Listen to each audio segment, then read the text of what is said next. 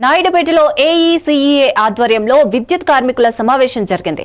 రాష్ట్ర ట్రెజరర్ చంద్రశేఖర్ అధ్యక్షతన working president Sudhakar ముఖ్య అతిథిగా హాజరయ్యారు.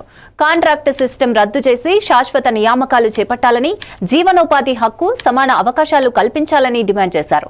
హామీలు అమలు చేయకపోతే ఉద్యమాన్ని ముమ్మరం చేస్తామని హెచ్చరించారు. సెక్రటరీగా మహేష్ గారిని, అదేవిధంగా ట్రెజరీగా సుబ్బారావు గారిని కమిటీ ఎన్నుకోవడం జరిగింది. ముఖ్యంగా 9/9/25 విజయవాడ ప్రెస్ క్లబ్లో Andhra Pradesh electricity contract employees association 3045 సమావేశానికి వారిని ఆహ్వానిస్తున్నాం.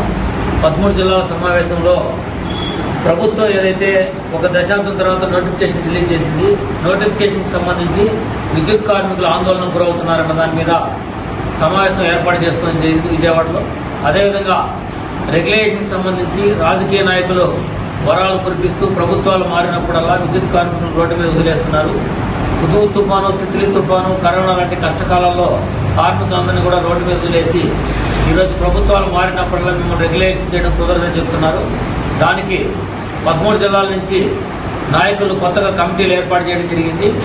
ఉమ్మడి ప్రభుత్వం ఆల్రెడీ పాదయాత్రలోనూ మనకి నారా లోకేష్ గారు ఆర్టీపీపీ కేంద్రంగా మరియు గౌరవ ఉప ముఖ్యమంత్రి పవన్ కళ్యాణ్ గారు కూడా జనసాని జనమైన కార్యక్రమంలో విద్యుత్ కార్మికులకి స్పష్టమైన హామీ ఇచ్చారు. తెలంగాణలో ఇప్పటికే అది అమలైంది. అన్ని రాష్ట్రాల్లో కూడా ఈక్వల్ వర్క్ ఈక్వల్ పేకి సంబంధించి కోర్టు డైరెక్షన్స్ ఉన్నా కూడా విద్యుత్ కార్మికులను నడి రోడ్డు మీద వదిలేస్తున్నారన్న దాని మీద కార్మికులందరూ కూడా ముక్తకంఠంగా ఈసారి ఉమ్మడి కూటమి ప్రభుత్వానికి మనం